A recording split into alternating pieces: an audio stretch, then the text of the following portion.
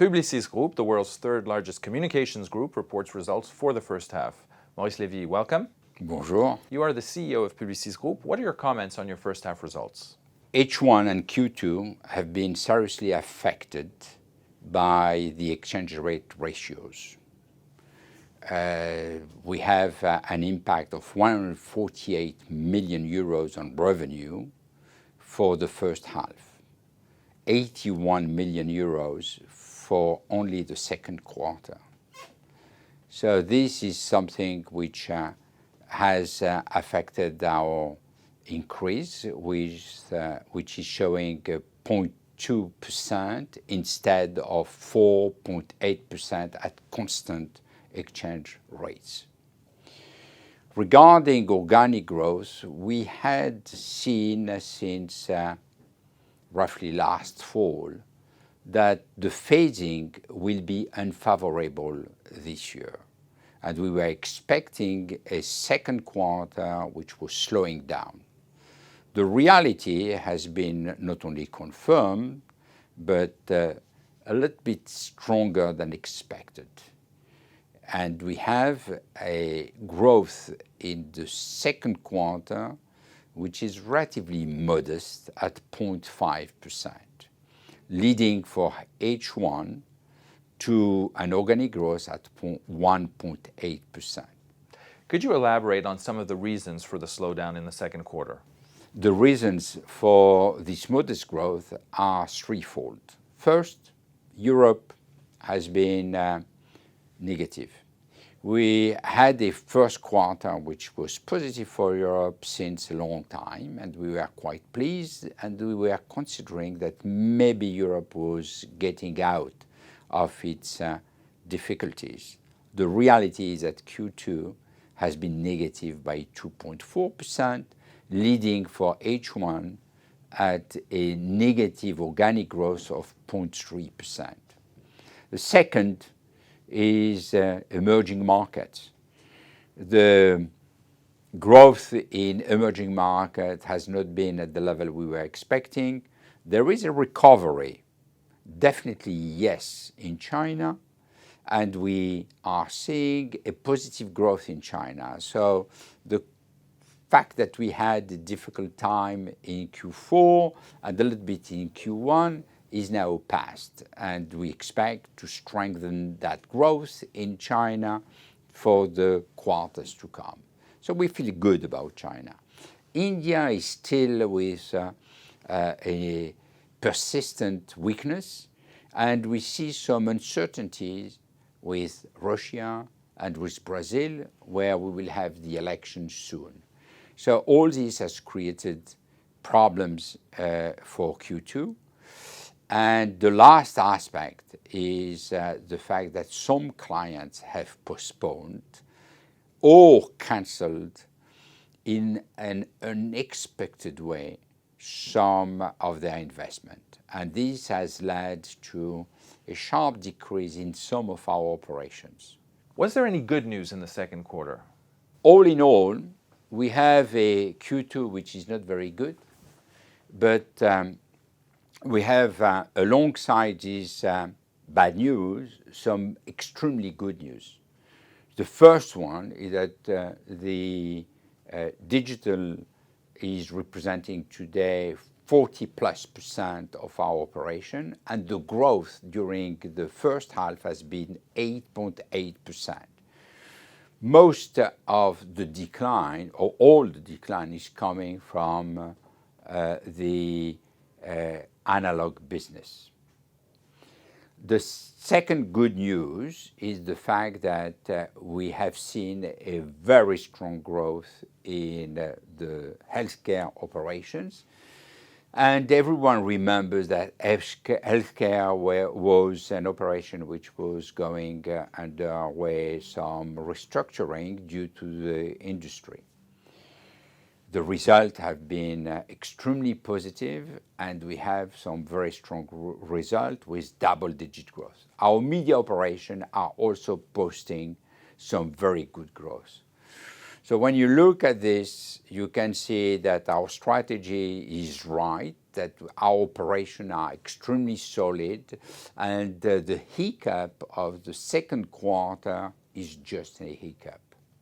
How much of the slowdown of your business in the second quarter can be attributed to the planned merger with Omnicom, which may have distracted you from focusing on the business? Is this damage short-term, or could it be more durable? When you look at the picture, we have been definitely focused, maybe too much, on the merger with Omnicom, and this has certainly distracted a little bit top management from the day-to-day business. Since then, and since the merger abortion has been announced, we are refocused 100% on delivering growth and on delivering margin. So we feel extremely good about the future. You are targeting 4% organic growth for the full year. The figures for the first half suggest that you'll need a very strong second half to meet your full year guidance. How confident are you that your 2014 target is still within reach? The Q3 numbers forecasted that we have in hand show a very good growth, and we are confident for Q3. We are also relatively confident for Q4. The key question is, should that growth be strong enough to offset the lack of growth in Q2? And this is a very serious question. We are facing a few challenges. The first one is Europe, which is not yet totally recovered. The second is the fact that growth in China is there, but it's still slow. India is still negative, and uncertainty stays in Russia and Brazil. So therefore, emerging market will not deliver the kind of growth that we expect. The other aspect are with some activities, and particularly analog, which is still slowing down or seriously slowing down. And we have also some clients for which we are expecting to still see growth materializing. These are the challenges that we are facing. In front of this, there are some opportunities, which is about the strength of our operation and the fact that our digital operations are doing extremely well. What I can say today is that we are determined to have a good growth in the second half, but to reach the total level that we were expecting will be a very difficult challenge. Obviously, we are working very hard to get there, but I must stress that it will be challenging. Now that the Omnicom merger is not going through, what are your plans for the use of excess cash on your balance sheet? What can you tell us about your dividend or share buyback policy going forward? Will you be applying an improved payout ratio of 35% already this year? We have a balance sheet which is extremely robust. So we understand very well the fact that we don't need all that cash. And depending on the plan for acquisition, we will have to make decision on either an increase in dividends or a share buyback program or a combination of both. And this will be part of the plan that we will be presenting to the market after our September board meeting. It will be during the first half of October, next October. So should we move from the 35% that we have already announced? It is too soon for me to say it, and I cannot decide instead of the board. Shall we improve compensation for the shareholders? Clearly, yes. How fast? Through which means? It is a decision that has to be made by the board.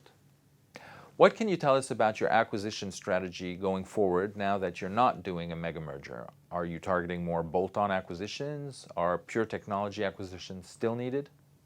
During the presentation that we had in 2013, we announced a plan to reach 50% of our revenue coming from digital. This will come mainly from growth and acquisitions.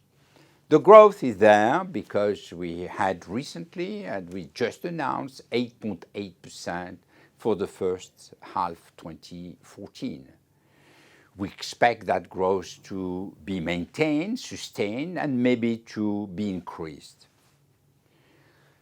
By the same token, if we want to reach this level of 50% sooner than 2018, we will have to accelerate some acquisitions. And the faster we move, the better it is. It is clear that digital is key for the future. And there are some areas in which we need to invest more, and we are prepared to do that. Programmatic, e-commerce, some other operation in some emerging market. So we are keen to invest in digital.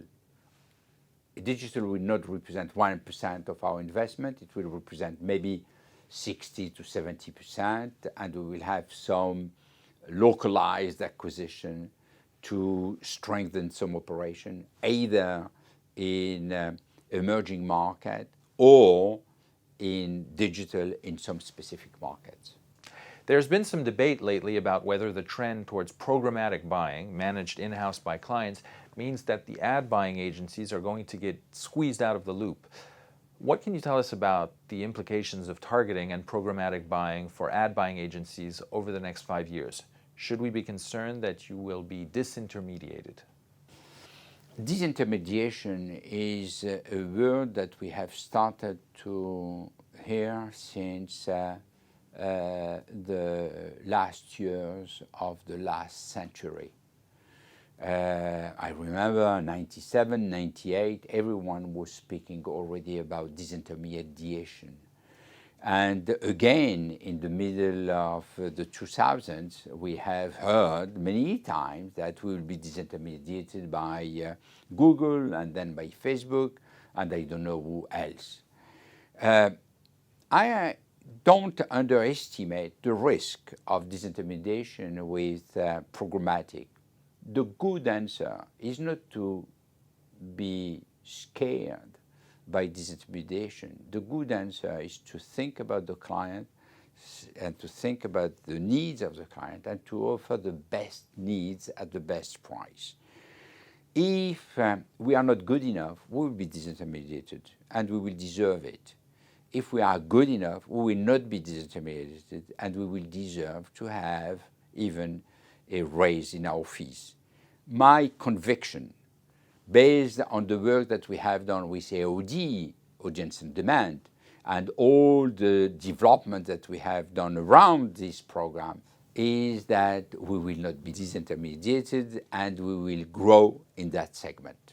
So programmatic will be good for us. Maurice Lévy, CEO of Publicis Groupe, thank you very much. Merci et à bientôt.